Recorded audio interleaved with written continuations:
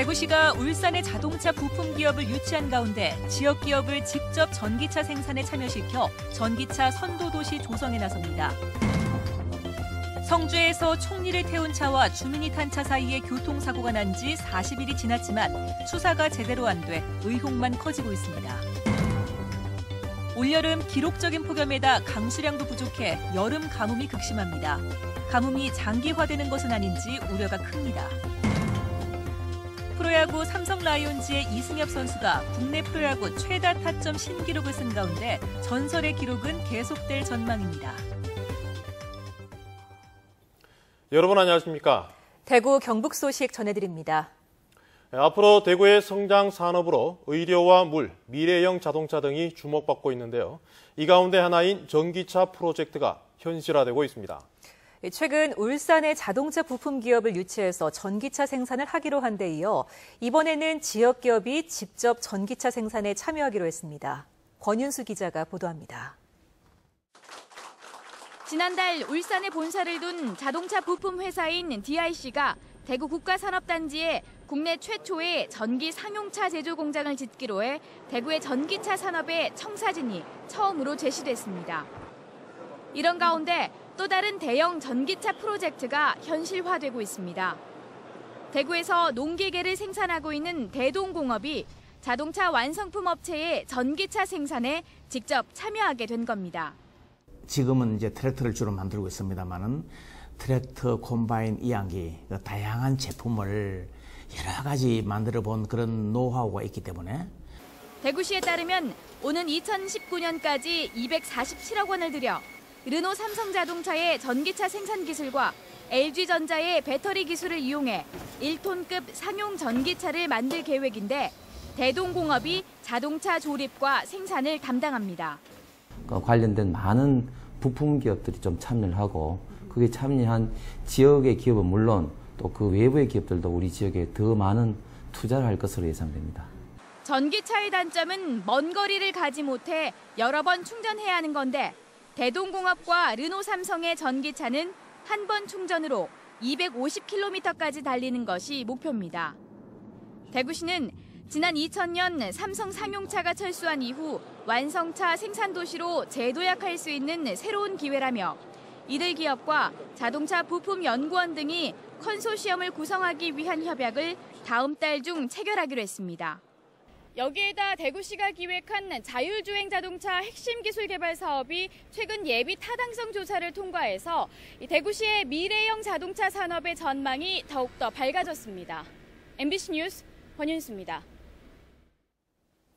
올해는 기록적인 폭염에다 강수량도 턱없이 적다 보니 여름 가뭄이 극심합니다. 지금도 농작물 피해가 속출하고 있는데요. 가뭄이 겨울까지 장기화될 가능성도 제기되고 있습니다. 박재형 기자가 취재했습니다. 구미시 무을면에 있는 하나천, 물 한 방울 없이 바짝 말라 있습니다. 한창 자라고 있는 벼들은 타들어가 누렇게 변했고 땅콩과 옥수수 등 밭작물도 시들거나 말라 죽고 있습니다. 최고로 올해가 심각해요. 그래서 지금 농작물, 논에도 벼도 지금 심각하지만 다른 밭작물도 지금 심각한 상태거든요. 양수기로 인근의 낙동강 물을 공급하는 등 다양한 방법을 찾고 있지만 농업용수 부족은 쉽게 해소되지 않고 있습니다. 어려운 곳, 그러니까 닿지 않는 곳에는 물탱크로 234톤, 26톤짜리 물탱크로 또 직접 가서 부어주고 해서 우선 지금 가뭄 피해를 최소화하기 위해서 노력하고 있다는 말씀을 드리겠습니다. 여름 가뭄으로 인한 농작물 피해도 경북 전역으로 확산되고 있습니다. 특히 상주 315헥타르 등 북부권의 피해가 극심한 가운데 군위와 구미, 경주 등에서도 농작물이 가뭄 피해를 입고 있습니다. 폭염에다 8월 강수량이 아주 적었기 때문입니다. 안동은 8월 강수량이 2.2mm로 예년의 80분의 1 수준에 그쳤고 대구와 구미, 영천, 포항 지역도 8월 강수량이 예년의 절반에서 4분의 1 수준에 머물렀습니다. 다음 달 초순까지 고온 현상이 이어지는 데다 태풍도 한계에 그칠 것으로 예보돼 이번 가뭄이 장기화될 가능성도 있어 중장기 대책 마련이 필요해 보입니다. MBC 뉴스 박재영입니다. 방금 보신 것처럼 경북에는 가뭄부터 시작해서 사드까지 많은 현안이 있습니다만 지역 정치권은 아무런 목소리를 내지 않고 있습니다. 여야 경북도당이 모두 위원장이 없는 식물도당 상태로 표류하고 있기 때문입니다. 이정희 기자가 보도합니다.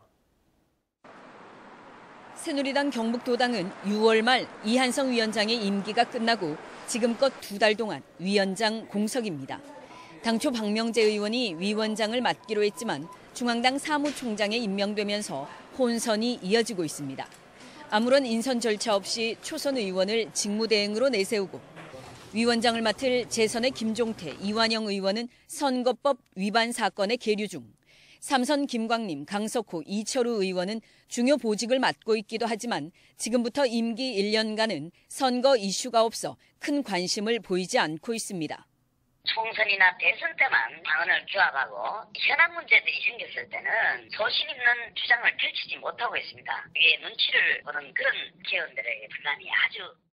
최고위원회의에서 9월 9일까지 도당위원장 선출을 해야 된다는 8월 30일 경북의원협의회를 열어서 결정할 예정입니다. 더불어민주당 경북도당도 상황이 다르지 않습니다. 지난 12일 선출된 오준기 경북위원장 당선자가 정당법 위반 사건으로 중앙당으로부터 인준이 무기한 보류되고 있습니다. 오 당선자는 선거 과정에서 지역 간부에게 50만 원을 건넸다 선관위와 검찰에 차례로 고발됐습니다.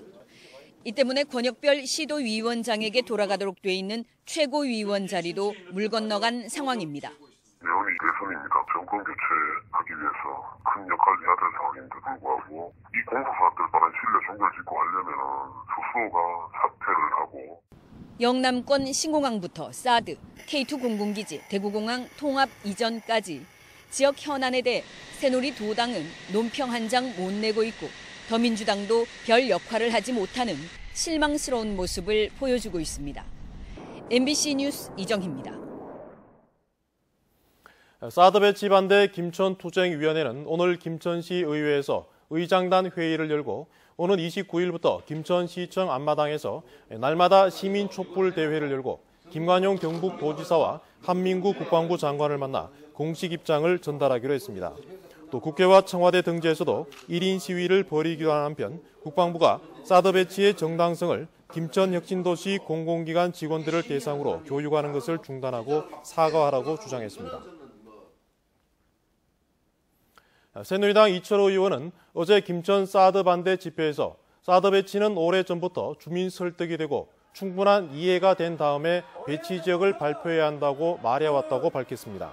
하지만 지난 23일 당 원내 대책 회의 이후 기자들과의 질의 답변에서는 해당 지역 주민과 합의를 한다는 것 자체가 대단히 잘못된 국방 정책이고 특급 비밀 무기는 국군 통수권 문제여서 아무도 모르게 가져다 놔야 한다고 밝힌 바 있어 하루 만에 말을 바꿨다는 지적을 받고 있습니다. 지난달 성주에서 국무총리를 태운 차와 성주 주민이 탄 사이에 일어난 교통사고를 두고 뺑소니 논란이 있었습니다. 사고 뒤 40일이 지났는데 경찰은 기본적인 증거 확보조차 소홀히 하고 교통사고 분석 보고서도 공개하지 않은 채 시간만 끌고 있습니다. 도성진 기자가 취재했습니다. 지난달 15일 성주 성산포대 진입로에서 도로를 막아선 이민수 씨의 승용차를 국무총리를 태운 차가 들이받은 사고. 경찰이 아이 3명 등 일가족이 탄 차의 유리창을 깨고 차를 바꿔 간 건 과잉 진압에다 뺑소니라는 주장과 이 씨가 정당한 공무집행을 방해했다는 주장이 엇갈렸습니다. 정차 중인 이 씨의 차 뒷부분을 총리 탑승차가 밟고 지나갔다는 주장과 이 씨가 후진으로 충돌했다는 주장 역시 엇갈렸습니다. 사고 사흘 만에 경찰청 산하 도로교통공단이 현장 조사를 했고 그 결과가 지난달 말에 나왔지만 경찰은 공개하지 않고 있습니다. 정확하게 과학적으로 분석을 해서 그거를 크게 참고를 하려고 이제 했는데 그 결과는 나왔습니다만 아직까지 우리가 이제 공개할 시점이 아직 안 돼요. 경찰은 사고 장면이 찍힌 블랙박스도 없고 목격자도 없다고 밝혔지만 블랙박스를 장착한 2세대의 차가 현장에 있었고 목격자도 있었던 것으로 확인됐습니다. 사고 당시에도 이 차들은 현장에 지금처럼 그대로 있었지만 경찰은 차주들을 접촉하지 않았습니다. 사고 조사의 가장 기본이 되는 목격자나 블랙박스 같은 증거 확보에 경찰이 소홀히 한 겁니다. 경찰이 수사를 한다며 시간만 보내는 사이 이 씨는 차 수리도 못한 채 고통을 호소하고 있습니다. 저한테 연락 받은 건 없어요. 지금 이 상태 그대로니까 차도 못 써, 뭐 아무것도 지금 안 된 생활 자체가 안 되니까 힘들어요. 지금은 너무. 사고 이틀 뒤 현장 조사도 이루어지지 않은 상황에서 경찰은 이미 이런 말을 했습니다. 조그만 주장대로 그것도 우리도 수사를 그렇게 할 예정입니다. 그 사람한테 적용되는 혐의는 뭐죠? 특수공무 집행방해요. 경찰이 경찰 스스로를 수사하는 상황에서 경찰청 산하기관의 분석자료 공개조차 꺼리면서 의혹의 시선은 더욱 짙어지고 있습니다. MBC 뉴스 도성질입니다. 복지재단으로부터 돈을 받은 혐의로 기소된 권영세 안동시장에게 시장직 상실에 해당하는 징역 1년에 집행유예 2년이 선고됐습니다. 권 시장은 즉각 항소하겠다고 밝혔습니다. 이호영 기자가 보도합니다. 안동의 한 복지재단으로부터 1,000만 원을 받은 혐의로 재판에 넘겨진 권영세 안동시장에게 징역 1년에 집행유예 2년, 벌금과 추징금이 각각 1,000만 원씩 선고됐습니다. 정치자금법 위반뿐만 아니라 뇌물수수도 인정됐습니다. 대구지법 안동지원은 금융자료 등의 객관적인 물증은 없지만 돈을 줬다는 정모 씨의 진술에 신빙성이 있다고 봤습니다. 우선 정 씨의 진술이 검찰 조사에서부터 법정까지 일관되고 안동시장의 도움에 대한 감사의 표시란 동기도 있었으며 돈 전달 장소인 선거사무소 구조에 대해 정 씨가 들어가지 않았다면 몰랐을 부분까지 알고 있었다는 겁니다. 재판부는 안동시장이 관리하는 법인으로부터 돈을 받아 죄가 가볍지 않지만 후원금 성격에 가깝고 자발적인 요구가 아닌 점을 고려해 형량을 정했다고 밝혔습니다. 이 같은 1심 판결에 권영세 시장은 돈을 받지 않았다며 즉각 항소하기로 했습니다. 항소해서 진실을 밝힐 겁니다. 믿어주십시오. 그렇습니다. 그러니까 항소를 하는 거죠.